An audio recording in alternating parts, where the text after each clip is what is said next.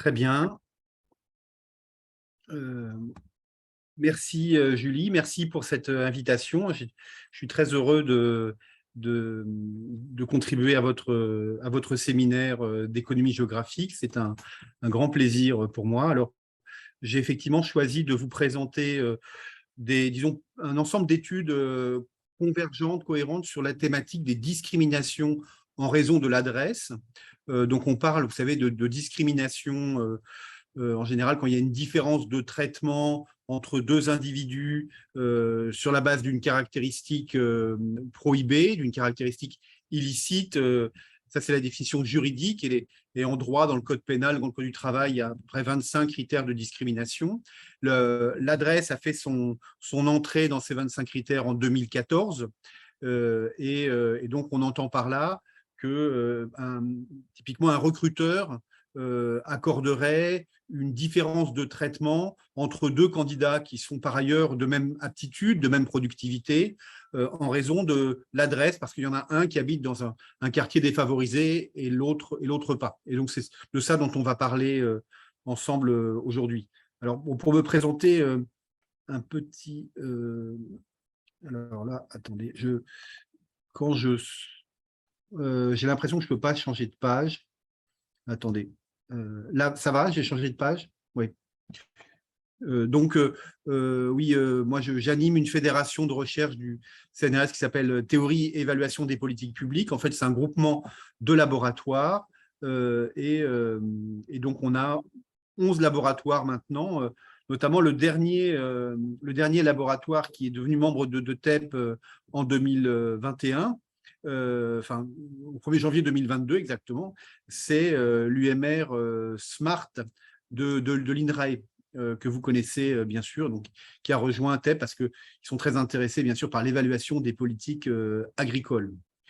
Et au sein de cette fédération, on a plusieurs collègues en fait, qui contribuent de façon plus ou moins régulière sur des opérations de testing. Et d'ailleurs, Julie nous a fait le plaisir on a fait plusieurs collaborations avec elle. C'était vraiment les meilleurs moments de recherche de toute ma carrière. Moi, j'étais absolument très, très heureux, mais elle a décidé de travailler uniquement sur les questions agricoles. Et donc maintenant, on sait… Non, je plaisante. On mène des opérations de testing. En fait, on répond maintenant beaucoup à des commandes publiques, à des commandes de ministères, d'entités publiques, du défenseur des droits. Puis nous-mêmes, bien sûr, on est intéressés par le fait de faire de la recherche. Donc, on a surtout une logique d'offre. En fait, on propose des choses. Notamment, on a un programme répété d'évaluation des discriminations qui fait une comparaison privée-publique qui est en œuvre depuis 2015. Donc, on est en train de construire des séries temporelles, en fait, en matière de discrimination en France. Puis, on a fait différentes grosses opérations de recherche dans ce domaine. Alors, pourquoi vous parlez des discriminations en raison de l'adresse, hein? Donc, bon, parce que l'adresse, comme toutes les discriminations, hein, c'est un délit, mais c'est aussi un objet de recherche et c'est un objet intéressant à deux titres. Enfin, ça va être un peu mon propos transversal hein, dans la présentation.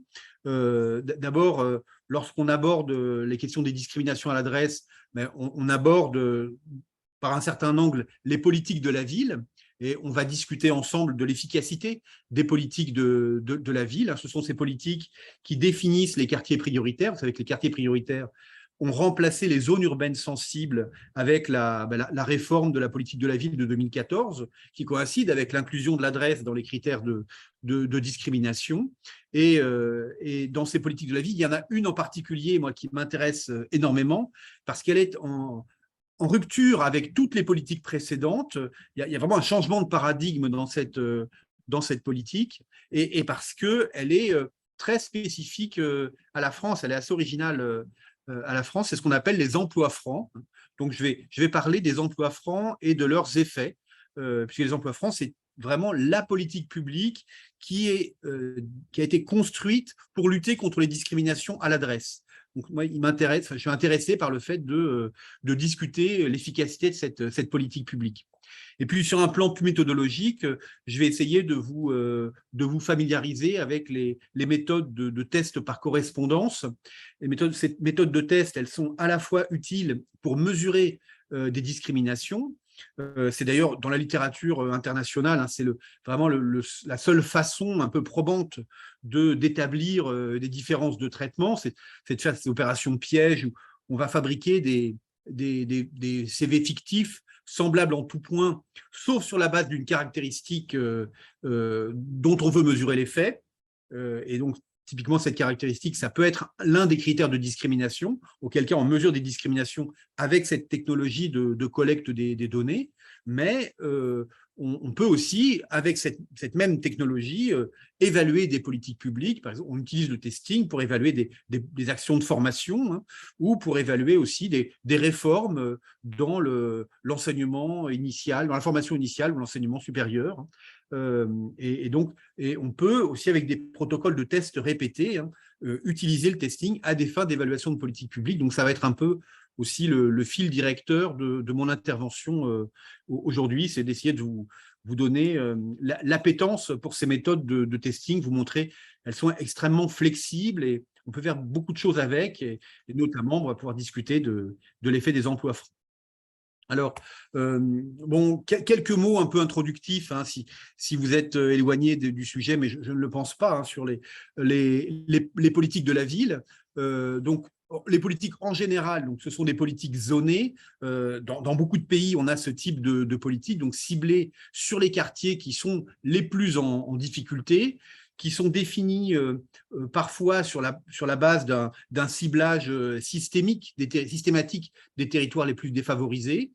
Par exemple, sur la base du taux de pauvreté local, du revenu par habitant, certains pays, certaines régions définissent des quartiers jugés prioritaires et veulent tenter de rattraper, de faire en sorte que ces quartiers rattrapent les autres, hein. Donc, il y a beaucoup d'exemples aux Pays-Bas, aux États-Unis, au Royaume-Uni de politiques de ce type-là, et qui sont apparues souvent dans les années 90, en fait, dans beaucoup de pays.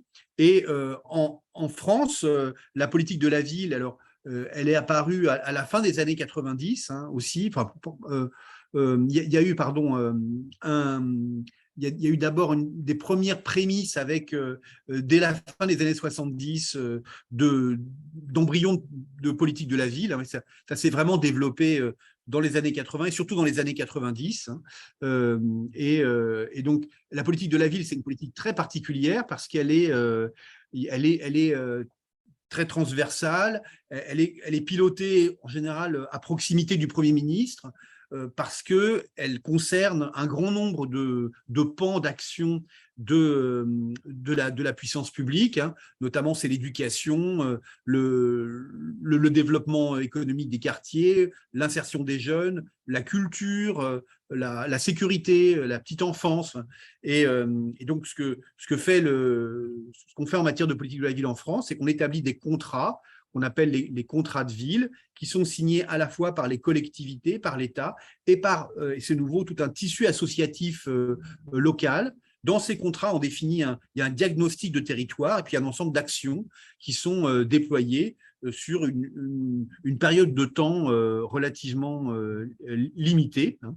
Donc, c'est une politique partenariale, multithématique, et par ailleurs, c'est une politique il y a des définitions des quartiers qui sont plus ou moins, qui supposent une intensité d'action plus ou moins importante, hein. On sait par exemple que au sein des zones urbaines sensibles, il y avait certains territoires spécifiques qui bénéficiaient de conventions pour être des zones franches urbaines, et donc il y a comme ça une intensité d'intervention à l'image un peu de poupées russes, hein, qui est plus ou moins importante selon les quartiers.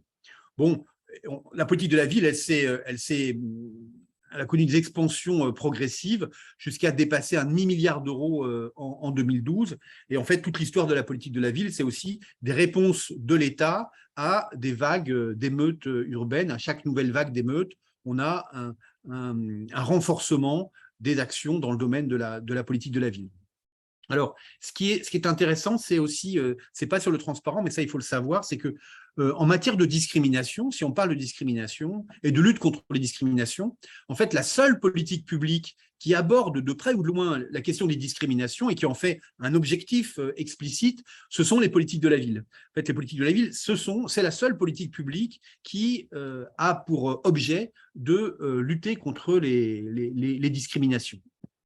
Euh, Bon, la nature des problèmes dans les quartiers, vous les connaissez. On sait que, déjà par construction même, hein, depuis 2014 en France, les quartiers prioritaires de la politique de la ville sont définis sur la base de l'exposition des résidents à la pauvreté, puisqu'il n'y a qu'un seul critère, hein, c'est le revenu fiscal par habitant qui est considéré par l'INSEE, qui mobilise des statistiques carroyées de façon à définir très précisément avec des carrés de 200 mètres de côté les périmètres dans lesquels il y a une surconcentration de ménages pauvres, et c'est ainsi que sont définis les quartiers prioritaires de la politique de la ville. Et donc, ces quartiers se caractérisent par une surexposition à un ensemble de problèmes économiques et sociaux, notamment la pauvreté, mais aussi un accès à l'emploi insuffisant. Il y a aussi moins d'entrepreneuriat, il y a moins de réussite scolaire, il y a vraiment un cumul de caractéristiques défavorables qui sont toutes plus ou moins liées à l'intensité locale de la pauvreté.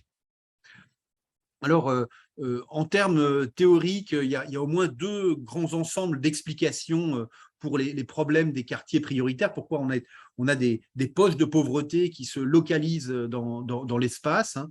Donc, ça peut être des problèmes vraiment de localisation, des problèmes liés au quartier lui-même, à sa composition. Donc ça, c'est oui, les effets de localisation. Et puis, il y a aussi des effets de distance. Les quartiers prioritaires de la politique de la ville, les quartiers pauvres, c'est aussi souvent des quartiers enclavés qui sont éloignés des réseaux de transport, éloignés des centres d'emploi, hein.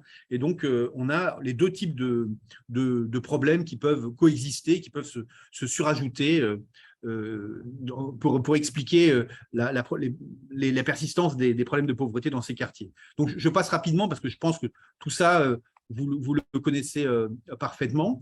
Et on a de nombreuses aussi travaux empiriques, hein, qui confirment que on a des difficultés spécifiques dans ces quartiers. En fait, le fait même de résider dans un quartier prioritaire peut diminuer les chances d'accéder à un emploi. Donc ça, on peut le montrer avec des méthodes de test par correspondance. En fait, l'étude séminale, qui est l'une des plus citées, hein, c'est celle de Bertrand et Moulay Nathan en 2004 dans l'AER, hein, qui mesure, enfin, qui notamment donc, a aussi, elle est connue pour mesurer l'effet de l'origine, mais il y a aussi un effet d'adresse dans cette étude, hein, qui montre que lorsqu'on habite dans un quartier favorisé, on a plus de chances d'être invité à un entretien d'embauche, hein. Et ça, c'est vrai à la fois pour les Noirs et pour les Blancs aux États-Unis, dans les villes de Boston et Chicago, qui sont les deux villes qui sont couvertes par cette étude. Alors en France, depuis maintenant plus d'une dizaine d'années, on a fait de nombreux tests sur l'adresse. Nous, on a été vraiment, on était parmi les premiers à faire ce type de test, notamment avec Emmanuel Duguay, Pascal Petit ou Mathieu Bunel. On a fait beaucoup de travaux sur ces sujets-là, et on a mis en évidence, dans la première moitié des années 2010, on a mis en évidence des effets significatifs du fait d'habiter dans un quartier prioritaire qui était indépendamment de l'origine. En fait, on montrait que y compris une personne qui signale par son patronyme une origine maghrébine, peut être pénalisée, surpénalisée, disons, par une adresse dans un quartier prioritaire. On a fait donc plusieurs expériences pour des comptables, pour des serveurs, pour des informaticiens, et qui mettent en évidence le fait qu'il y a des pénalités liées à l'adresse qui sont indépendantes des pénalités liées à l'origine, et qui peuvent d'ailleurs parfois être plus lourdes pour les personnes qui signalent par le patronyme une origine franco-française.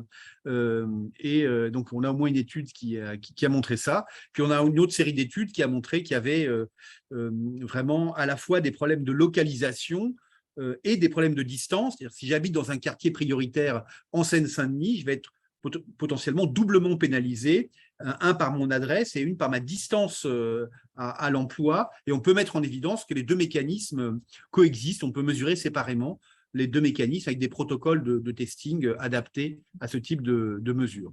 Donc, les discriminations à l'adresse existent, hein, elles sont confirmées au moins dans la première moitié des années 2010 en France et dans beaucoup d'autres espaces. Et donc, qu'est-ce qu'on peut faire pour essayer de mettre en œuvre des politiques publiques un peu à des fins compensatrices? On peut essayer de compenser l'effet de distance. Et donc là, c'est tout ce qui est, on investit dans les infrastructures de transport, on essaye de financer les permis de conduire aux jeunes en difficulté d'insertion dans les zones, particulièrement dans les zones les plus défavorisées. On essaye, disons, de rapprocher les personnes des emplois, les emplois des personnes. Et il y a aussi l'idée de compenser de l'effet de localisation par les politiques de mixité sociale, par des politiques d'accompagnement ou par des campagnes de communication, etc. Donc, on a tout un arsenal de politiques publiques qui est finalisé, dont la finalité est d'essayer de compenser ces effets de l'adresse.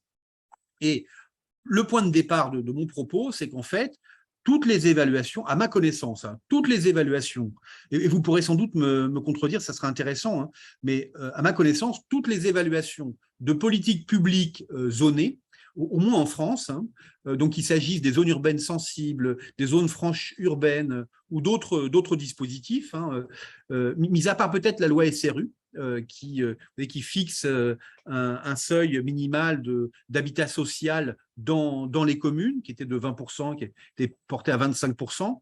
Donc la loi SRU, on a mis en évidence le fait que ça modifiait au moins l'habitat local, ça avait un impact sur les structures urbaines, mais sinon, toutes les autres actions vraiment qui relèvent de la politique de la ville sont pas ou peu efficaces. Il y a beaucoup de travaux, notamment de Roland Ratelot, hein, de Pauline Givord, de Laurent Gobillon et ses co-auteurs qui montrent que globalement, ces politiques zonées, elles entraînent essentiellement les effets de déplacement, hein, et les entreprises vont se localiser dans les us, mais elles ne vont pas y créer des emplois. Elles vont se localiser en zone franche urbaine, pardon, pour pouvoir bénéficier des aides, mais elles ne vont pas véritablement créer des emplois. Et donc, les stratégies de la politique de la ville semblent globalement peu efficaces. Alors, c'est aussi le constat qui est à l'origine d'une réforme assez majeure en matière de politique de la ville, hein, qui est la réforme des emplois francs. Donc, les emplois francs, ça a été le point de départ, c'est une annonce d'Emmanuel Macron dans son discours sur les politiques de la ville à Clichy-sous-Bois, qu'il a répété à Tourcoing et à Roubaix avec des modalités différentes. On était en novembre 2017. Hein. Il faut bien dire qu'il y avait eu auparavant une version des emplois francs qui a été mise en œuvre par François Hollande à son début de quinquennat, mais il y avait tellement de conditions pour y accéder que cette politique a été presque, elle est mort-née en fait. Donc là, on a en 2017 une nouvelle volonté politique qui est exprimée avec un changement de braquet dans l'ambition de la décision publique. Hein. On va donner des aides d'un montant assez conséquent. Hein. Ça va être donc 5 000 € par an sur 3 ans pour une embauche en CDI. Donc ça fait 15 000 € hein, donnés à un employeur qui signe un CDI avec un demandeur d'emploi qui habite dans un quartier prioritaire. Et le CGET, aujourd'hui la NCT, va mettre en œuvre, disons, va faciliter la vérification d'une adresse en quartier prioritaire par les employeurs. Hein. Vous avez le SGCIV de la NCT qui permet très simplement de vérifier si avec votre adresse, vous pouvez ou pas bénéficier de la prime. Et la prime, elle est de 5 000 € pour un contrat à durée déterminée. Alors, c'est donc juste une subvention monétaire, c'est rien d'autre, il n'y a pas d'accompagnement, il y a uniquement une aide publique ciblée qui est conditionnée à l'adresse du demandeur d'emploi. Donc, c'est intéressant hein, d'un point de vue presque théorique aussi, parce que c'est juste une incitation monétaire, et l'incitation monétaire veut compenser la supposée pénalité liée à l'adresse en quartier politique de la ville. Et ça se veut explicitement hein, une politique de lutte contre les discriminations à l'adresse. Et donc, au fond, l'esprit de cette politique, c'est donner de la valeur à l'adresse, donner une valeur monétaire à une mauvaise adresse. de changer un peu la valeur de l'adresse. Alors, cette politique, elle a été mise en œuvre à partir du 1er avril 2018, d'abord dans une phase expérimentale. Il y a eu 7 territoires qui ont été concernés, ça représentait 194 quartiers prioritaires, et puis elle a été généralisée au 1er janvier 2020 à l'ensemble des quelques 1400 quartiers prioritaires, à la fois en France métropolitaine et dans les départements d'outre-mer. Donc, c'est un changement de décor assez massif. Et la question évidemment qui nous intéresse, c'est est-ce que cette politique est efficace? Est-ce qu'elle a effectivement changé les pénalités à l'adresse subies par les personnes qui habitent dans les quartiers prioritaires? Donc, c'est ça la question que je voudrais poser. Et pour y répondre, j'ai quelque chose de beaucoup trop long peut-être, mais je vais être rapide. Hein. Je m'appuie sur 3 études qu'on a réalisées ces dernières années. Donc, il y en a une qui est publiée, mais elle va m'être utile quand même pour planter un peu le décor. Donc, la première, c'est, oui, à chaque fois, il y a des acronymes parce que c'est des études qui sont financées par des demandeurs publics. Et donc, on fait un peu disons, de marketing scientifique, hein, entre guillemets. Et donc, la première, ça s'appelle Artefact, analyser par une répétition de testing les effets des emplois francs sur l'accès à un contrat de travail. Cette étude, on l'a faite dans le cadre du comité d'évaluation des emplois francs qui a été organisé par la DARES et à l'époque, c'était le CGET, donc entre fin 2017 et 2018. Donc, on a proposé au comité de collecter des données avec des testings répétés afin de regarder quels sont les effets du déploiement des emplois francs sur les préférences des employeurs relativement à une mauvaise adresse.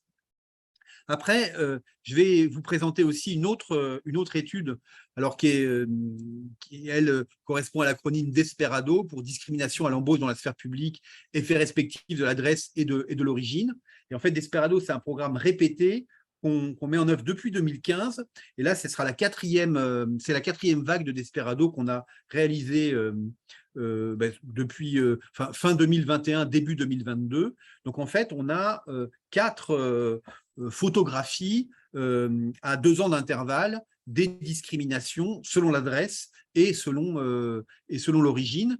Et donc, on va voir en fait l'évolution temporelle des discriminations à l'adresse en France. Et vous allez voir, c'est quelque chose d'assez singulier. Il s'est passé quelque chose d'assez extraordinaire dans l'évolution des pénalités subies par l'adresse. Là, j'ai donc un premier travail qui est un travail un peu d'évaluation, de suivi au moment où la politique se déploie dans sa phase expérimentale.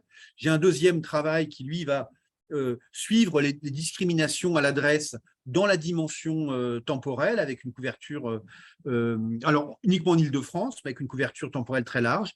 Et puis, on a une troisième étude qu'on vient de terminer, qui est une étude localisée sur les 95 communes de la métropole européenne de Lille, où on s'est intéressé à la mesure locale des discriminations. Et on va très très loin dans le protocole parce qu'on croise les critères du genre, du sexe des candidats, le critère de l'adresse, habiter ou non dans un quartier prioritaire, et le critère de l'origine, avoir ou non une origine, en l'occurrence une origine maghrébine.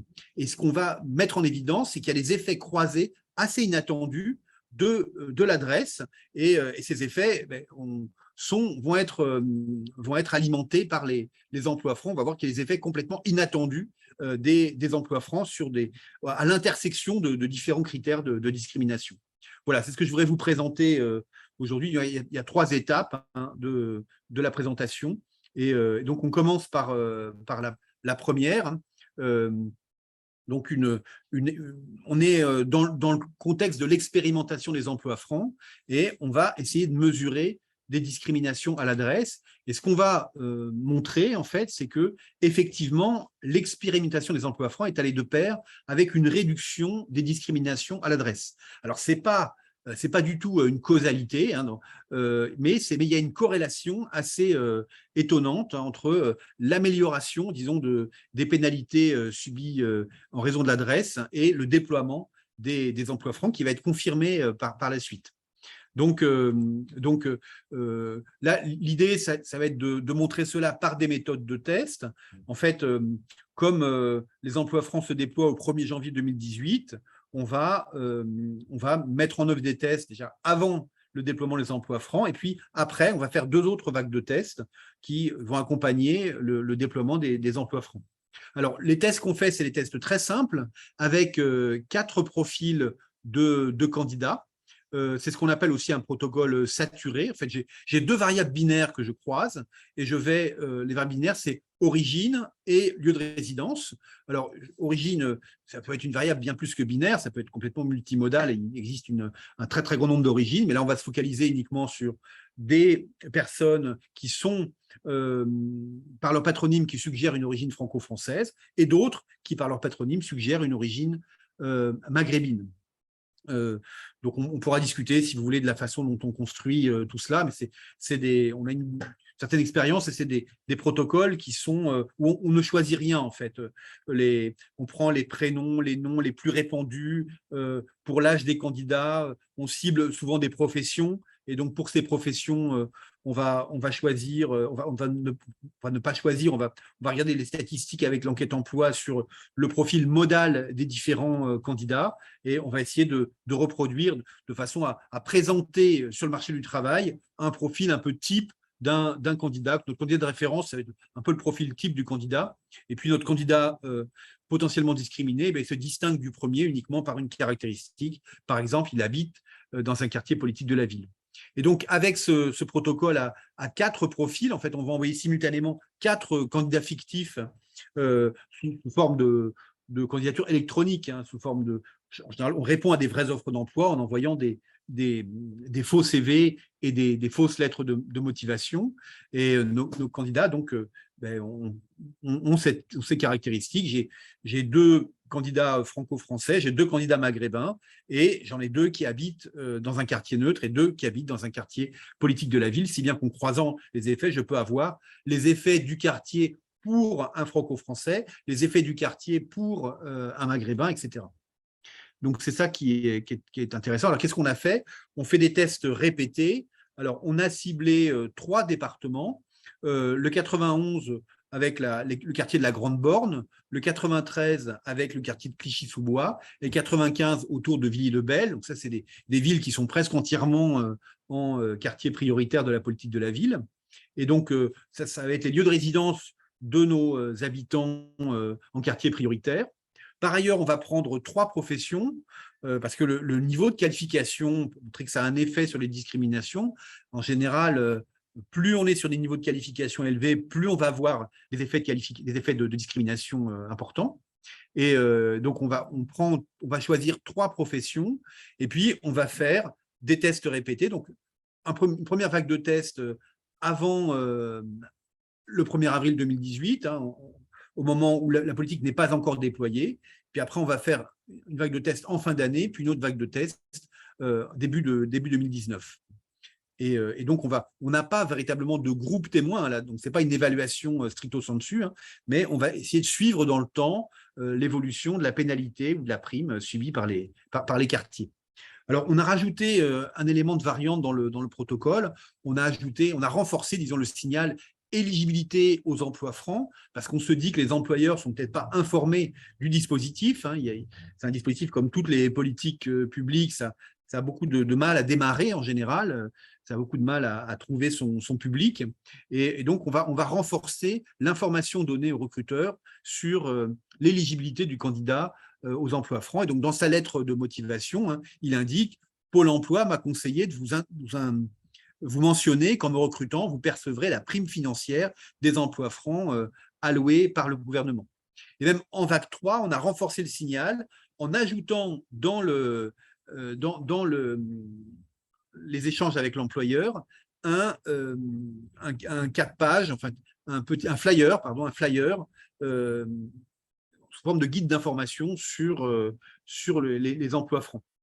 Donc, on va regarder, c'est un signal randomisé, donc une fois sur 2, le signal apparaît ou il n'apparaît pas, et on va regarder les effets d'un signal renforcé sur, disons, l'appétence des employeurs pour des personnes qui habitent dans des quartiers prioritaires. Bon, donc, sur ces tests, on Yannick, a… j'ai Oui, une question. oui, je t'en prie. Avant et après, c'est toujours les mêmes entreprises qui ont été ciblées ou pas? Et si c'est pas les mêmes, comment est-ce que vous avez contrôlé l'effet entreprise en fait? Oui, alors absolument, ce ne sont pas les mêmes entreprises. En fait, on répond à des offres d'emploi, hein. Là, ce n'est pas un test par candidature spontanée. En fait, nous, on a maintenant 3 technologies de tests, hein, sur le marché du travail. On a les tests qu'on appelle tests classiques en réponse à des offres. Donc là, on est complètement dépendant du flux des offres. Si une entreprise publie une offre tous les 6 mois et qu'on fait un test tous les 6 mois, peut-être qu'on va la retester. Mais finalement, ce n'est pas le même échantillon d'entreprise. Par contre, on envoie nos candidats, ici c'est un quadruplé de candidats, on envoie nos 4 candidats en réponse à chaque offre. Si bien que les différences entre les candidats, on parvient bien sûr à contrôler les caractéristiques des entreprises parce que les candidats sont envoyés aux mêmes entreprises. Mais par contre, d'une vague à l'autre, il peut y avoir des effets de composition différents. Donc, on enrichit les bases de données en collectant des données complémentaires sur les caractéristiques des entreprises. Est-ce qu'elle appartient à un groupe ou pas? Quelle est sa taille moyenne? Quel est son chiffre d'affaires? Où est-ce qu'elle est localisée? Voilà. On a des informations complémentaires sur les entreprises qui nous permettent de contrôler un peu. Et bien sûr, c'est une expérience où on contrôle complètement du côté des caractéristiques de l'offre de travail, mais on contrôle très imparfaitement du côté des caractéristiques de la demande de travail, puisque c'est bien sûr ce que l'on teste. Donc, bon, et on a donc fait 3 vagues de tests. La première vague, on a répondu à 1003 offres d'emploi. Donc, on cible 3 professions: comptable, chargé de clientèle et serveur. C'est plutôt comptable de bon niveau, c'est un comptable de niveau bac+4. On a un chargé de clientèle de niveau plutôt bac+2 et serveur, c'est de niveau CAP BEP ou voire bac professionnel, mais plutôt CAP BEP. Donc on a et puis on va effectivement donc comparer les taux de succès pour ces différentes professions. Donc on a des taux de réponse proches entre les 3 vagues, hein, sauf peut-être pour les chargés de clientèle, mais globalement on a des données qui nous paraissent, disons, dans l'épure de ce qu'on produit habituellement dans ce type de littérature. Les employeurs sont sélectifs, hein. Il y a beaucoup de recruteurs qui donnent une réponse différente aux différents candidats. Là, vous avez le pourcentage de recruteurs qui ont donné une réponse non négative aux 4 candidats, parmi ceux qui ont répondu au moins une fois à l'un des candidats. Donc, on a des taux de réponse qui sont différents pour les différentes professions, hein. On peut dire qu'ils vont être globalement plus sélectifs pour les serveurs que pour les chargés de clientèle. Bon, mais ce qui nous intéresse surtout, c'est les écarts de taux de succès, les différences de callback rate. Et donc, ce que l'on voit, c'est que, alors vous avez dans la première colonne les taux de succès du français quartier neutre dans les vagues 1, 2 et 3, verticalement. Et puis, on va les comparer aux Français qui habitent dans un quartier prioritaire, enfin, française, c'est-à-dire d'origine franco-française, suggéré par son nom et son prénom. Et puis, on a un candidat d'origine maghrébine qui habite en quartier neutre et un candidat d'origine maghrébine qui habite en quartier politique de la ville. Donc, ce que l'on voit, c'est qu'il y a des écarts très marqués selon l'origine entre le maghrébin et les Français, qui sont de l'ordre de 10 points de pourcentage. Chaque fois, chaque ligne, on va avoir de l'ordre de 10 points de pourcentage en moins pour le candidat maghrébin, donc ça, quelle que soit la profession et quelle que soit la vague de tests. En revanche, on a des écarts beaucoup moins nets pour le critère de l'adresse, hein, quand on compare la première colonne et la deuxième colonne, ou la troisième colonne et la quatrième colonne. Visuellement, on voit que les données sont beaucoup plus proches. Alors, elles sont très proches en vague 1. En vague 2, on a même l'impression que les données des QPV, les taux de succès des QPV sont au-dessus des taux de succès des non-QPV. et on a l'impression qui est globalement confirmée en vague 3. Alors, un graphique peut-être est plus explicite. Ce que l'on voit, c'est que donc en vert, on a français quartier neutre et en orange, français QPV. Enfin, donc candidat d'origine qui signale une origine franco-française par son patronyme. Et en bleu et en mauve, vous avez donc le maghrébin en quartier neutre et le maghrébin quartier politique de la ville. Ce que l'on voit, c'est dans toutes les vagues, on a une grosse différence entre, disons, le paquet des candidats franco-français et le paquet des candidats qui signalent une origine maghrébine. Et on voit qu'il se passe quelque chose sur les taux de succès dans les quartiers. Dans les quartiers. Alors, en vague 1, on a une petite pénalité liée au quartier prioritaire, mais elle n'est pas statistiquement significative. On a dessiné des intervalles de confiance, c'est le trait vertical, on voit qu'il se recoupe assez nettement. Donc, il y a bien un taux de succès plus faible quand on habite en quartier, mais la différence n'est pas significative. Et puis, en vague 2, on voit que ça s'inverse. Il y a presque une préférence pour le QPV, mais là aussi, la différence n'est pas statistiquement significative. Et puis, en vague 3, on revient à un niveau plutôt un peu comparable à ce qu'on avait en vague 1. Donc, on a visuellement quelque chose qui ressemble à un effet de la politique, mais on est loin des seuils de significativité statistique habituels. Alors après, on a fait beaucoup de régressions. Les régressions qui marchent le mieux, c'est quand on empile les vagues 2 et 3. Et là, on voit assez nettement qu'effectivement, il y a un changement dans la préférence au quartier politique de la ville. En vague 2, on va trouver effectivement, dès la vague 2, on va trouver un effet statistiquement significatif et positif du fait d'habiter dans un quartier prioritaire. Donc la vague 2, on est fin 2018. Donc dès la fin 2018, on a des preuves, pardon, oui, la vague 2, on est plutôt en septembre-octobre 2018. Donc, on a dès mi-2018, en fait, des traces statistiques d'un effet apparent des emplois francs sur les préférences des employeurs. Alors, on s'est intéressé aussi à l'hétérogénéité, on a regardé ça, si ça dépendait de la distance, ça dépendait du département. On a effectivement un département dans lequel ça marche beaucoup mieux, c'est celui du Val d'Oise, où au départ, on a une pénalité à l'origine. En fait, ce qu'on constate dans cette étude, c'est qu'au départ, les pénalités à l'adresse sont quand même peu marquées et elles s'inversent en vague 2 et en vague 3. Et l'effet du signal emploi franc, le signal qu'on rajoute, lui, il n'est pas significatif. Le fait donc que le candidat indique à l'employeur qu'il peut bénéficier d'une prime si il l'embauche, n'a produit aucun effet sur l'appétence de l'employeur pour ce type de profil. Ce qu'on a constaté tout au long de l'année 2018 dans le comité d'évaluation des emplois francs, c'est que les employeurs il y avait un non-recours assez massif au dispositif. C'est-à-dire qu'il y a beaucoup d'employeurs qui embauchent des personnes des quartiers prioritaires, mais qui ne font pas valoir leurs droits, qui ne demandent pas la prime à Pôle emploi, qui ne font pas toutes les démarches pour bénéficier de la subvention, qui ont l'air d'être indifférents à l'incitation monétaire. Et donc ça, c'est cohérent avec le fait qu'une information renforcée sur l'éligibilité des emplois francs n'augmente pas les chances visiblement d'être invité à un entretien d'embauche.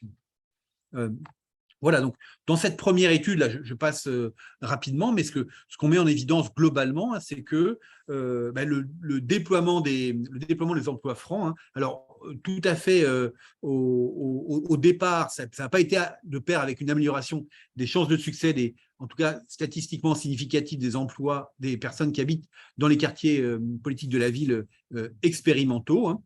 Et on a vu aussi que les discriminations selon l'origine s'étaient maintenues dans le contexte de l'expérimentation. Et en tout cas, ce résultat est pas lié à une information insuffisante des employeurs vis-à-vis des emplois francs, puisqu'on constate que effectivement les employeurs ne réagissent pas au signal donné par les salariés, par les demandeurs d'emploi. Voilà. Alors, deuxième temps, maintenant, on va élargir le spectre en regardant vraiment les discriminations à l'adresse, mesurer en série temporelle, parce que de 2015 jusqu'en 2022, qu'est-ce qui s'est passé en matière de discrimination à l'adresse en France. Alors, donc ça, on le fait grâce à un programme de tests répétés qu'on appelle Desperado. Alors, le problème du programme, c'est qu'il y a toujours deux critères fixes, ce qui nous permet d'avoir des séries temporelles. C'est le critère de l'adresse et le critère de l'origine. Et puis, à partir de 2017, on a introduit des critères variables. Donc, on a regardé, par exemple, l'effet d'un sexe non modal, on a regardé l'effet de l'orientation sexuelle, puis l'effet du handicap. Et là, récemment, on vient de regarder l'effet de l'état de grossesse. Et donc, on est en mesure de comparer l'effet d'un état de grossesse sur le marché du travail, par exemple, avec l'effet d'une origine maghrébine ou l'effet d'une adresse en quartier prioritaire. Donc, on peut à la fois produire des études vraiment sur les critères orphelins intéressants et des études dans la dimension temporelle sur le critère de l'adresse et de l'origine. Et puis, on a fait, donc je le disais, un zoom particulier pendant la crise sanitaire pour regarder qu'est-ce qui s'est passé en matière de discrimination à l'adresse et à l'origine pendant la crise sanitaire. Donc, je vais vous présenter rapidement ces différents éléments. Hein. Là, ce qui est bien, c'est comme on a ces vagues de tests. Alors, attention, on est sur un tout petit nombre de professions. En fait, on est essentiellement sur cadre administratif, donc qui correspond dans la fonction publique à des agents de catégorie A, et aides-soignantes qui correspondent à des agents de catégorie C. Et on va mesurer des discriminations à la fois dans le privé et dans le public sur une même base, donc on pourra les comparer. Et puis, on a donc le critère origine et adresse, puis on a rajouté des critères, on a rajouté dans Desperado 2, on a regardé l'effet de l'orientation sexuelle, et dans Desperado 3, on a regardé l'effet du handicap. Alors, le protocole de test, c'est qu'on on fabrique nos CV, on les met à jour et on les envoie en réponse à des offres d'emploi publiées. Donc, c'est aussi un test classique par envoi de CV, par réponse à des offres avec envoi de CV et de lettres de motivation. On retient uniquement deux univers professionnels. Pour les cadres administratifs, le sexe modal, c'est masculin. Donc, nos candidats vont être des hommes, mais on va aussi regarder, dans plusieurs tests, on va regarder l'effet d'un sexe non modal. Et pour les aides-soignants, le sexe modal, c'est féminin. Et donc, on va regarder, tous nos candidats vont être des candidates. Donc, au total, on exploite ici simplement 2500, les réponses données à 2594 offres d'emploi. Donc, on a envoyé 7782 candidatures pour cette étude. Et bon, on a un échantillon qui est à peu près de même volume à chaque période, à la fois dans le privé et dans le public. Il y a des petites variantes. Dans le public, par exemple, en 2000, pour la dernière campagne, on a eu du mal à trouver des offres d'aides-soignantes dans le public. Et donc, on a un échantillon plus faible pour les aides-soignantes en dernière vague. Alors, c'est quoi les principaux résultats de cette étude répétée dans cette dimension temporelle? C'est qu'on suit l'évolution des discriminations en France. C'est unique, hein, c'est la seule source de données qui a ce caractère historique répété avec un protocole invariant. Et ce qu'on met en évidence, il y a deux grands résultats. C'est que les discriminations selon l'origine persistent. Elles se maintiennent à la fois dans le privé et dans le public. Et d'autre part, que les discriminations à l'adresse, eh bien, elles existaient en début de période, elles ont disparu en milieu de période et elles se sont même inversées en fin de période. Et ce calendrier coïncide, bien sûr, avec celui du déploiement des emplois francs. Et donc, on le met en évidence. Alors, c'est plutôt descriptif à nouveau, mais comme c'est des données expérimentales, c'est quand même des descriptions très contrôlées. Et donc, on montre, là, vous avez donc à gauche les taux de succès pour les cadres administratifs, à droite, les taux de succès pour les aides-soignantes. En bleu, vous avez les taux de succès pour les candidats de référence, et en orange, les candidats potentiellement discriminés. Et en haut, vous avez les discriminations selon l'origine, et en bas, les discriminations selon l'adresse. Là, je ne ventile pas entre privé et public, c'est le transparent suivant. Mais déjà, là, on voit l'essentiel de ce que je montrais. Les discriminations selon l'origine, en fait, c'est l'écart, ça se mesure quelque part par l'écart entre les deux, la distance entre les deux courbes. Et on voit qu'effectivement, il y a une préférence pour le candidat de référence, donc franco-français, qui se maintient tout au long de la période, dans un contexte d'amélioration du marché du travail, hein, où on voit effectivement, depuis 2015, hein, on est dans un contexte où le chômage reflue, et on voit le taux de succès du candidat de référence augmenter. Ben, le taux de succès du candidat maghrébin augmente aussi, mais en fait moins fortement, et on a un écart même qui semble s'être creusé pour les cadres administratifs, qui semble se maintenir pour les aides soignantes. Et puis, par contre, donc, et là, on teste les mêmes entreprises en même temps, eh bien, on met en évidence le fait qu'il n'y a pas la même évolution pour les discriminations selon l'adresse. Selon l'adresse, on assiste à un mouvement très spectaculaire d'inversion des pénalités entre le début de période et la fin de période. Et donc, on a maintenant, depuis 2018, hein, une prime significative, donc statistiquement significative, et qui est robuste à tout ce qu'on fait en économétrie des données de testing, hein, c'est une prime robuste au fait d'habiter dans un quartier prioritaire de la politique de la ville depuis donc le déploiement des emplois francs. Alors, c'est vrai pour les cadres administratifs, ce n'est pas vrai pour les aides soignantes, hein. Bon, mais là, on a des échantillons qui sont un peu plus petits pour les aides soignantes. Et puis, on va surtout ventiler ça maintenant par privé et public. Donc, c'est les mêmes courbes, mais sauf que maintenant, j'ai mis secteur privé en haut et secteur public en bas. Et puis, sur chaque graphique, on a à la fois le candidat de référence, le candidat d'origine maghrébine et le candidat qui réside en quartier prioritaire. Et ce que l'on voit, c'est que, bah oui, les discriminations selon l'origine persistent. Donc ça, c'est l'écart entre les courbes orange et bleu. Mais on a un changement en matière de discrimination selon l'adresse, hein, qui est assez net dans le graphique sur les cadres administratifs du secteur privé. Au départ, on n'a quasiment pas de différence. Et puis, il y a une différence qui va s'élargir entre le candidat en quartier prioritaire et le candidat de référence.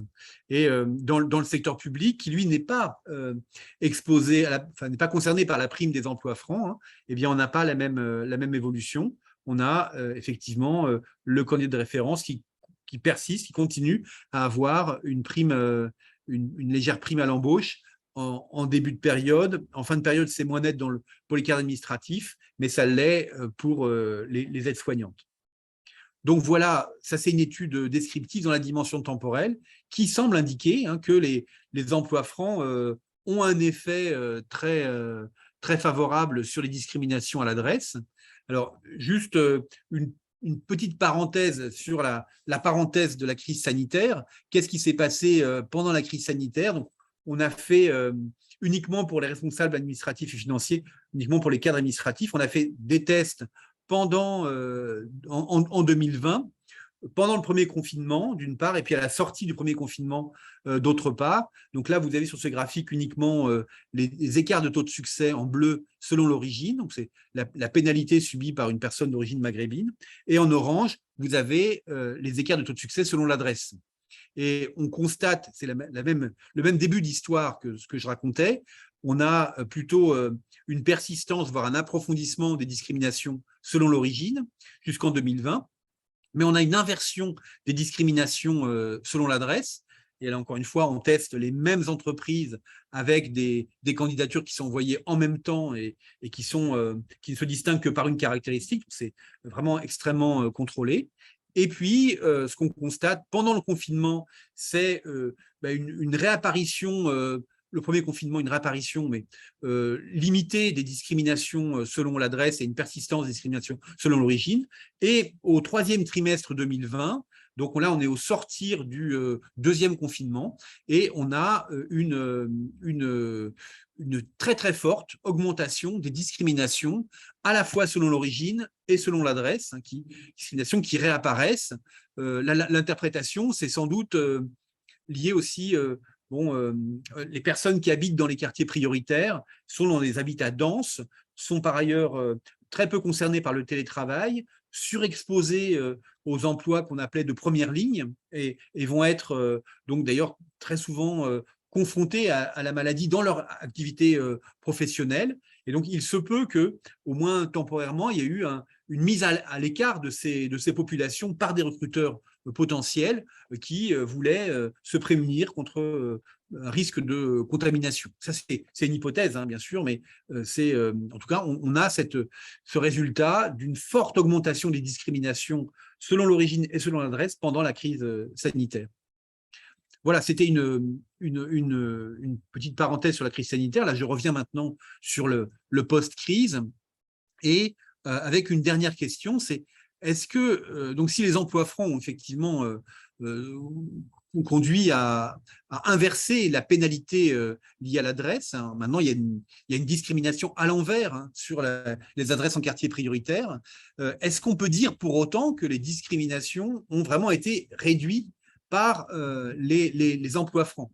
C'est-à-dire que les emplois francs, hein, la politique de la ville en général, prend l'entrée du territoire pour contourner en quelque sorte l'entrée par l'origine géographique ou ethno-raciale des personnes, en disant si on met en place des mesures sur les quartiers prioritaires, on va quand même contribuer à améliorer la situation des personnes issues des minorités d'Afrique du Nord ou d'Afrique de l'Ouest qui résident en France, soit parce qu'elles sont immigrées, soit parce qu'elles sont descendants d'immigrés. Et donc, effectivement, il y a cette logique de la politique de la ville comme un moyen de lutter contre les discriminations ethno-raciales, mais par l'entrée territoriale. Et est-ce que ça, c'est vrai ou pas? Eh bien, on a fait une expérience intéressante qui a consisté à mesurer les effets croisés du genre, de l'origine et de l'adresse de façon localisée avec un protocole un peu différent du point de vue de la collecte des données, parce que là, c'est un protocole par candidature spontanée. En fait, on est très intéressé par les discriminations locales. On vient de faire des travaux intéressants en Outre-mer, par exemple, qui montraient qu'il y a une surexposition aussi des ultramarins aux discriminations. Les ultramarins peuvent être préférés les Parisiens vont être préférés à des ultramarins, à des Réunionnais, à des Martiniquais ou à des Guadeloupéens, y compris dans les territoires où sont nés les Domiens, donc à La Réunion, en Martinique ou en Guadeloupe. Donc, voilà. C'est l'intérêt de faire des protocoles localisés. Avec les réponses à des offres d'emploi, en fait, on n'arrive pas à localiser véritablement les discriminations parce qu'on ne maîtrise pas du tout l'origine géographique des flux d'offres d'emploi. Et de toute façon, on ne va pas avoir, quand on cible une profession, on ne va pas avoir assez d'offres d'emploi pour vraiment faire une statistique territoriale. Et donc, pour contrecarrer cela, ce qu'on fait, c'est qu'on met en œuvre des protocoles par candidature spontanée. Donc là, on prend sur un périmètre donné, là, ici par exemple, c'est la métropole européenne de Lille, hein, c'est 95 communes autour de Lille et ça représente 1 million d'habitants. Et pour cette métropole, on va faire un échantillon avec toutes les unités légales, toutes les entreprises, associations, établissements publics locaux sur le périmètre à partir des fichiers sirènes et on va échantillonner, on va aller chercher les adresses de courrier électronique génériques des entreprises où c'est parfois des managers ou des DRH et après, on va faire un test sur la base d'un échantillon d'adresses de courrier électronique locales.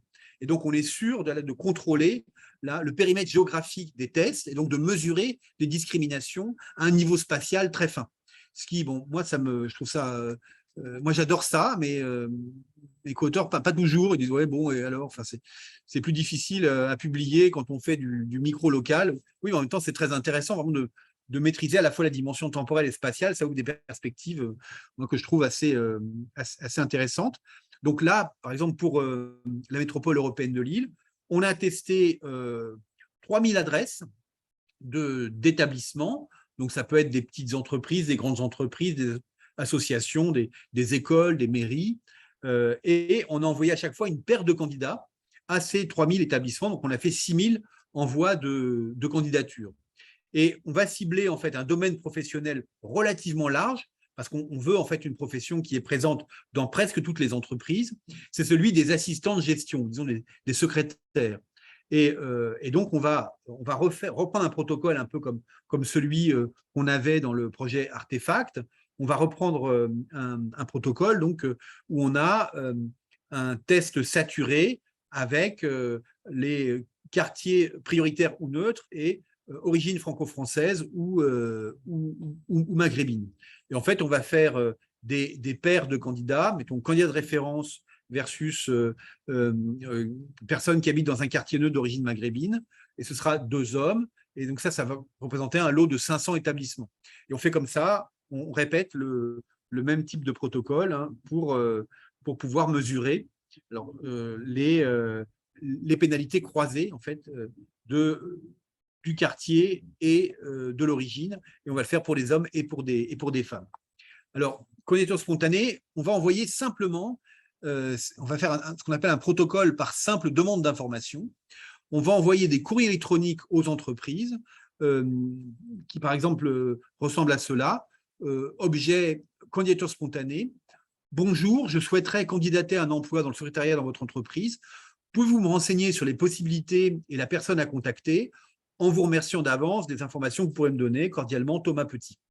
Et puis, on fait le même type de mail, mais c'est le même type, il est semblable, mais différent, bien sûr, pour pas qu'on soit détecté. Et donc, on dit « Bonjour, je suis à la recherche d'un emploi d'assistant de gestion. Je voudrais savoir s'il y aurait des opportunités dans votre entreprise. Et dans ce cas, à qui je pourrais envoyer ma candidature? Je vous remercie par avance de votre réponse. » Et en fait, donc les messages, c'est des demandes d'informations pour savoir comment candidater. Est-ce qu'il y a un poste et comment candidater? C'est une espèce de candidature à la candidature. Ce faisant, donc, on teste vraiment l'avant-marche de l'escalier du recrutement, hein. Mais néanmoins, si effectivement il y a une différence de traitement à ce stade, eh bien, ça relève d'une discrimination sur le marché du travail, parce qu'il n'y a rien qui distingue les deux candidats, sauf le nom et le prénom, leur nom et leur prénom. Et donc, si effectivement, il y a un employeur qui préfère Thomas Petit, qui répond à Thomas Petit, mais qui ne répond pas à Rachid Saïdi, ben, on peut le suspecter, effectivement, d'être discriminant. Puis, comme on va répéter l'opération des centaines et des centaines de fois, des milliers de fois même, eh bien, on va avoir une vision assez complète des caractéristiques du territoire en matière d'appétence des recruteurs pour des profils extra-européens. Donc, et on a, pour le lieu de résidence, on signale de surcroît hein, un quartier prioritaire qui est très, très connu localement, que tout le monde connaît, avec une adresse qui est pleinement identifiable. Mais on ne le cite pas, nous, pour ne pas stigmatiser le quartier, hein, mais disons, parce que ce qu'on va mettre en évidence, on pense que c'est valable pour tous les quartiers, indépendamment de l'identité de celui-là. C'est simplement un quartier qui signale sans ambiguïté qu'il s'agit d'un quartier prioritaire. Donc, on a l'ensemble de nos candidats. En fait, on va utiliser plusieurs profils, des hommes et des femmes, avec des noms qui suggèrent sans ambiguïté une origine franco-française ou maghrébine.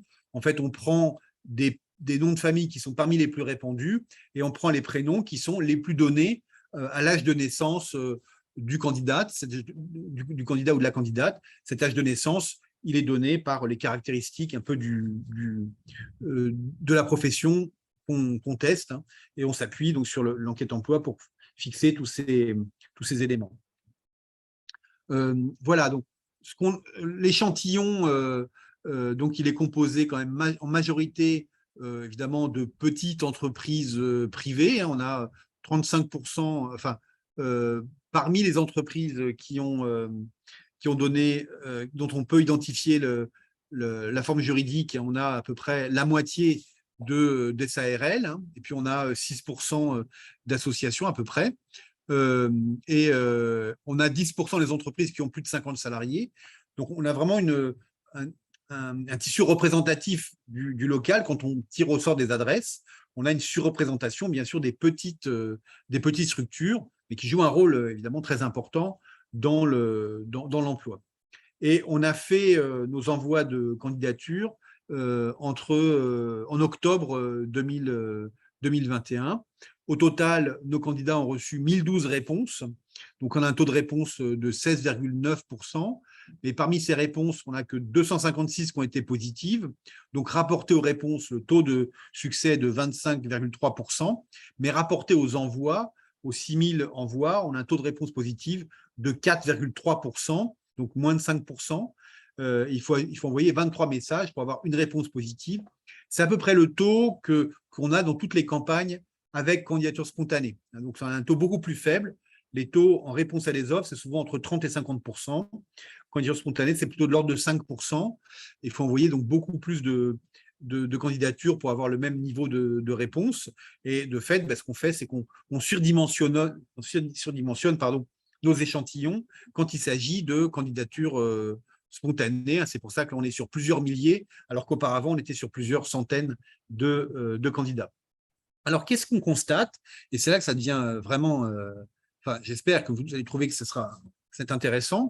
Eh bien, on constate, quand on regarde chaque variable dont on teste les faits, on va constater des différences effectivement assez importantes. Alors d'abord, sur l'origine, on trouve dans ce test, je dirais comme dans tous les autres tests qui ont été réalisés en France depuis 20 ans, on trouve une différence statistiquement significative à l'encontre des personnes qui ont un nom et un prénom d'origine maghrébine.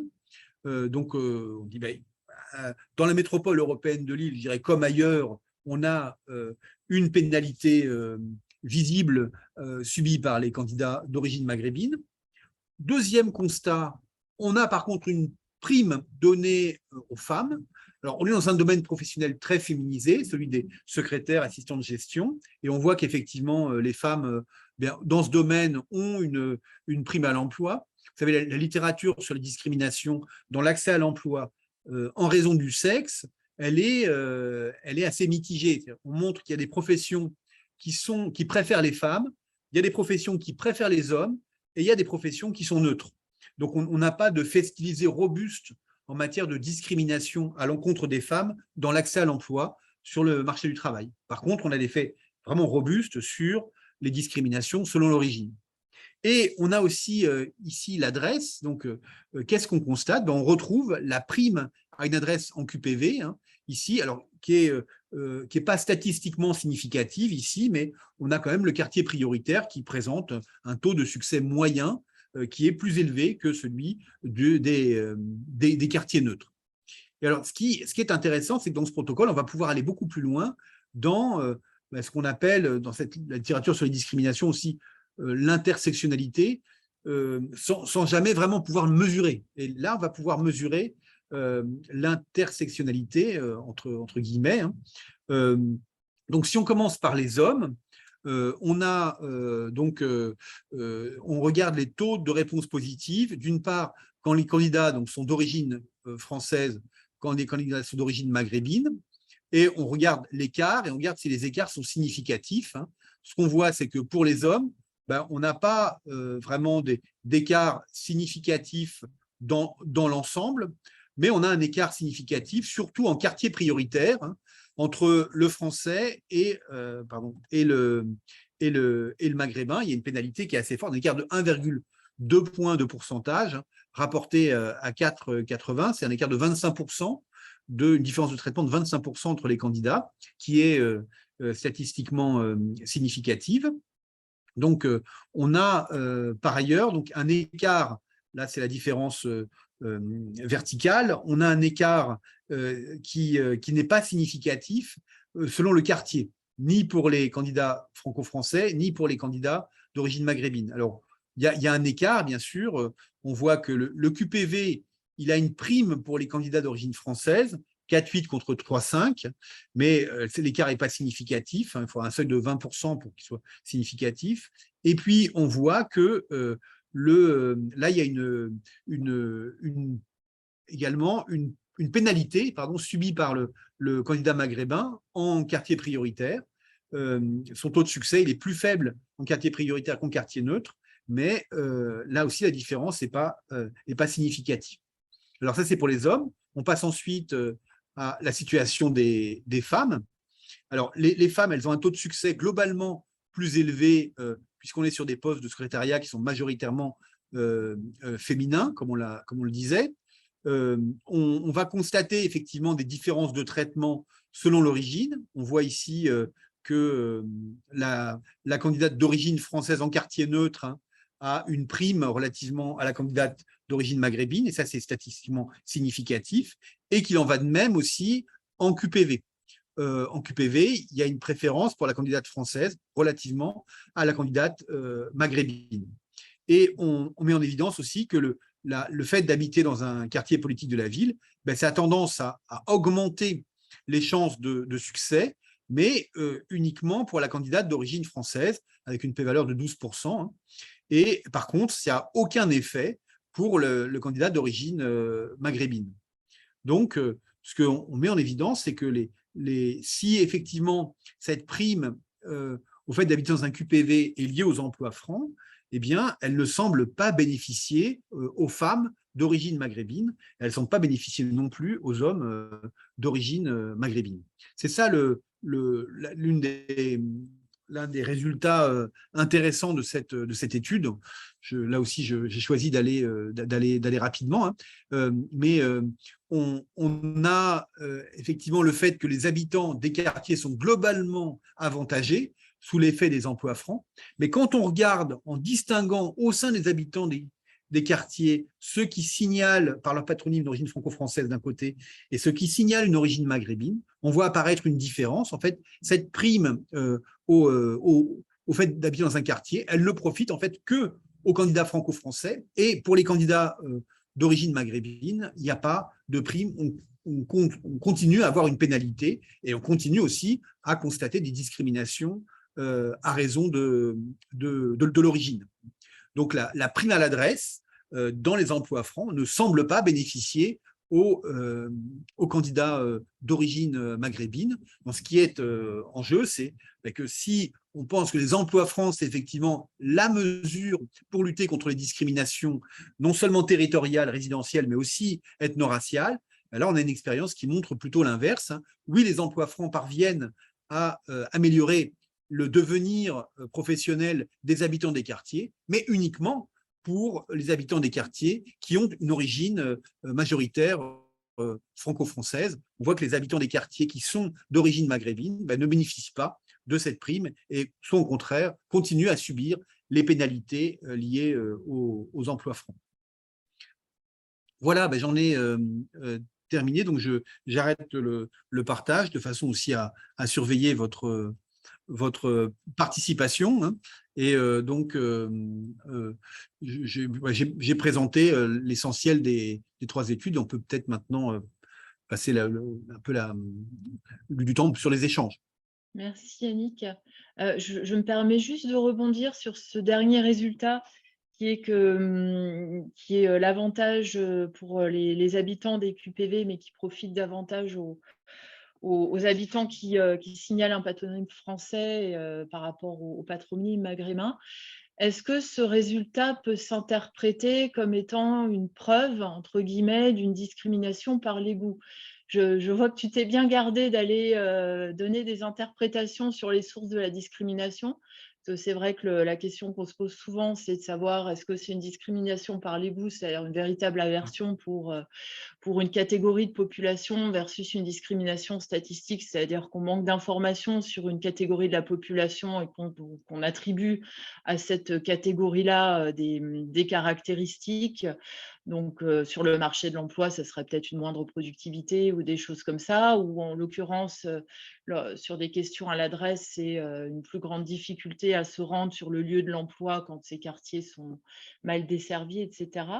Donc, ce dernier résultat que vous avez obtenu sur l'île et qui, en séparant l'effet origine, signaler l'effet localisation, l'effet genre, etc., ce résidu que vous mettez en évidence, là, cette différence en QPV qui est à la fois pour les hommes et les femmes, est-ce qu'on peut l'interpréter comme étant de la discrimination par le goût? Ou bien est-ce qu'on ne peut pas aller jusque-là? Est-ce qu'il peut rester encore des sources qui pourraient être de la discrimination statistique?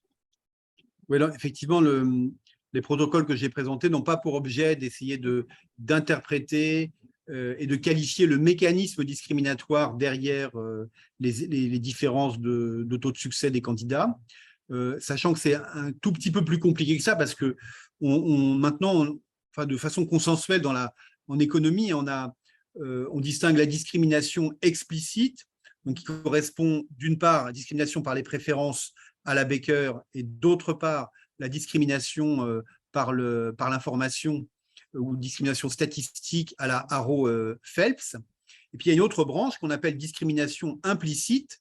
Il y a eu un papier dans l'AER de Marianne Bertrand, un an après son papier avec Moulay Nathan sur son papier un peu séminal sur ces questions-là, et justement où elle s'appuie sur des travaux beaucoup de psychologues et aussi de sociologues pour mettre en évidence le fait qu'on peut aussi il peut y avoir un canal de discrimination qui se fait à l'insu des discriminants. Donc, c'est vrai que pour les économistes, nous on aime bien ce qui est rationnel, conscient, calculatoire. Mais il y a aussi une place pour des biais heuristiques, pour des stéréotypes non conscients, et on a beaucoup d'expériences qui montrent aussi que ces phénomènes existent. Donc, pour être complet, il faudrait distinguer discrimination explicite ou implicite d'une part, et au sein des discriminations explicites, discrimination par l'information ou par les préférences d'autre part, ou tu dis par le goût, par les préférences.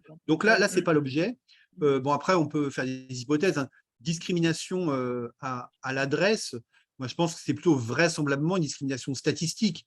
Enfin, il y a le fait que tu habites dans ce quartier me donne des informations peut-être sur ton réseau de voisinage, ton réseau de sociabilité, sur aussi tes propres préférences. Et donc, tu as peut-être plus de chances que tu aies des pratiques illicites, que tu sois pas un travailleur fiable, honnête. Et donc, je vais préférer quelqu'un qui habite dans un quartier qui envoie un signal plus traditionnel, plus standard.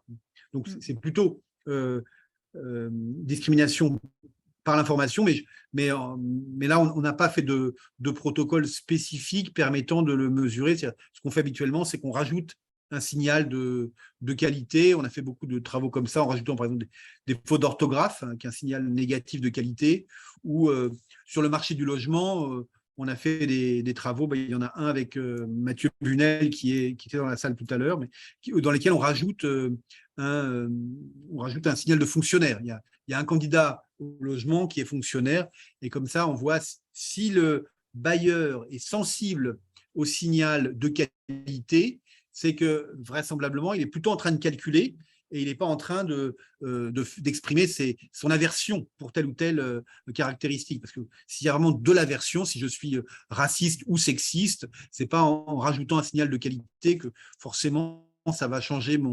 mes préférences, mon attitude. Merci. Voilà. Et ça, c'est des choses que vous comptez faire, pas spécialement? Pardon.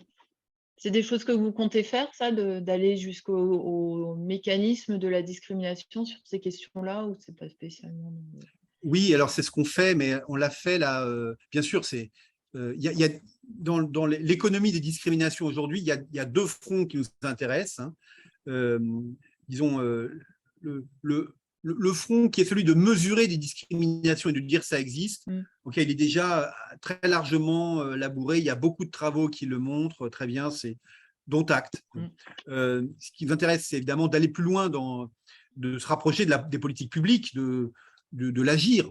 Et donc, on peut le faire en qualifiant mieux les mécanismes en œuvre, parce que derrière chaque branche des mécanismes, il y a des actions de politique publique qui sont différentes. On ne combat pas de la même manière une discrimination par les préférences et une discrimination par l'information, de même qu'on ne combat pas de la même manière une discrimination implicite et explicite. Discrimination implicite, ça veut dire que le discriminant lui-même n'est pas conscient. Donc, si on commence à rappeler le cadre légal ou à sensibiliser, il va considérer de toute façon qu'il n'est pas concerné, parce que ça lui passe au-dessus. Il faut par contre peut-être le former au piège des stéréotypes, et donc c'est des actions tout autres. Donc, si on veut avancer dans les actions, il faut avancer dans l'interprétation des mécanismes. Donc ça, c'est le premier front. Et puis il y a le deuxième front, qui est de dire, ben, il y a des actions qui sont menées à bien par beaucoup d'acteurs publics et privés. Il y a beaucoup d'entreprises qui mettent en œuvre des dispositifs pour tenter de lutter contre la discrimination. Et donc, ce que font les économistes, c'est d'évaluer ces dispositifs. On met en œuvre des protocoles plus ou moins expérimentaux pour mesurer l'impact de ces dispositifs. Et pour l'instant, ça a été très, très peu fait, en fait. On l'a fait très peu. Et donc, il y a vraiment, je pense que l'avenir des travaux sur les discriminations, ce sera quand même, ce sera très peu la mesure, beaucoup l'interprétation et encore plus l'évaluation. Là-dessus, on a vraiment beaucoup de choses à faire. Et nous, sur notre agenda là, de court terme, ben, on s'est beaucoup intéressé à l'enseignement supérieur. On a fait 2 campagnes de tests sur les discriminations dans l'accès aux formations sélectives de niveau master. Donc là, c'est intéressant parce que, en fait, on peut potentiellement avoir un échantillon représentatif de tous les masters en France et mesurer si un candidat d'origine maghrébine ou d'origine Afrique subsaharienne est préféré à un candidat d'origine franco-française. Et puis surtout, on a des ressorts en termes d'une part de mobilisation de sources administratives et d'autre part de possibilité d'administrer des postes enquêtes qui nous permettent d'aller beaucoup plus loin dans l'interprétation des mécanismes discriminatoires. Et c'est ce qu'on a fait dans un des travaux récents. Et puis, on est très intéressé par le fait de travailler avec les établissements de façon à évaluer des actions de lutte contre les discriminations en combinant en fait des protocoles de testing avec des protocoles expérimentaux d'évaluation des politiques publiques. Testing, simplement une façon de mesurer des effets. Et donc, on peut imaginer, on tire au sort, on fait 2 groupes, un groupe test, un groupe témoin.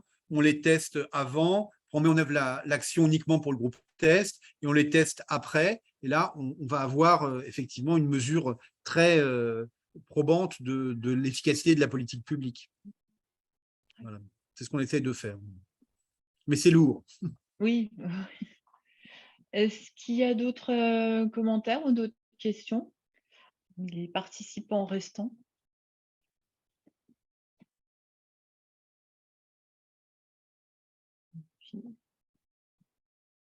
Non?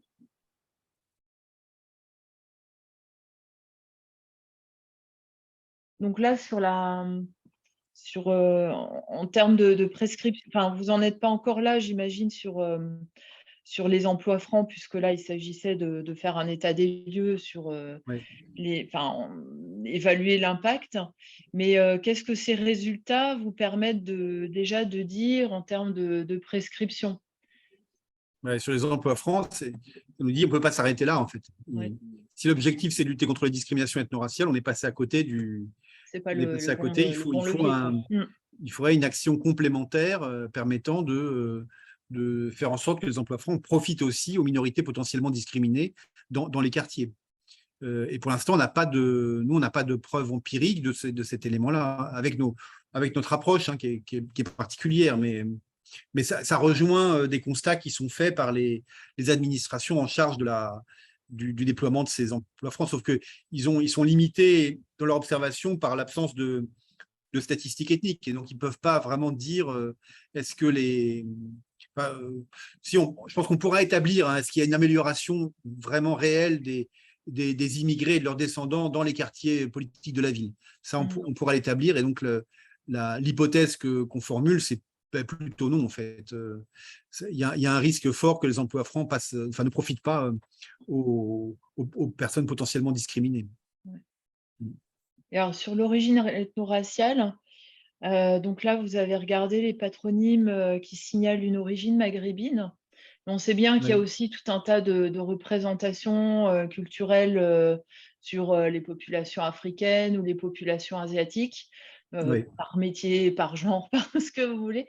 Donc ça, c'est quelque chose que vous voulez regarder aussi? Oui, on l'a déjà un peu fait. On a fait des protocoles dans le passé qui croisent 4 origines et les 2 sexes, par exemple. Donc, on a regardé effectivement asiatique, Afrique du Nord, Afrique de l'Ouest et franco-française. Et là, on a mis en évidence qu'il y avait effectivement une hiérarchie des pénalités. Et tout en bas, il y avait la femme sénégalaise, disons, et tout en haut, l'homme français. Et ça, c'est très net dans les statistiques qu'on a collectées.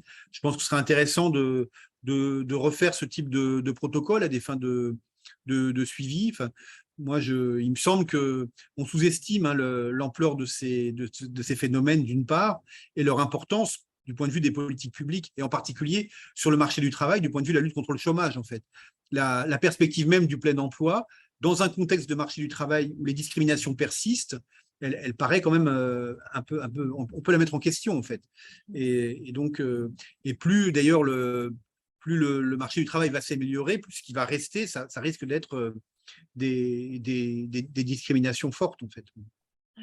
Ouais. Bon. En tout cas, c'est très intéressant, ça m'a rappelé des souvenirs. Oui, bien sûr. Même si on Oui. avait travaillé sur le logement. Ouais. Ouais, on a fait une méga opération sur le logement qui était fantastique, mais à la fin, on a été un petit peu pénalisé par une revue, des rapporteurs qui n'ont pas été très, qui Oui, n'ont pas j'ai pas apprécié. posé de questions sur les tests, ce que tu avais contrôlé par les comparaisons multiples.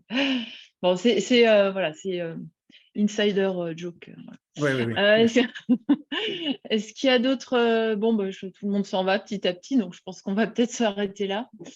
En tout cas, merci beaucoup Yannick pour cette intéressante présentation, compilation de présentations et Ouais. de papiers, de résultats sur cette question de discrimination à l'adresse.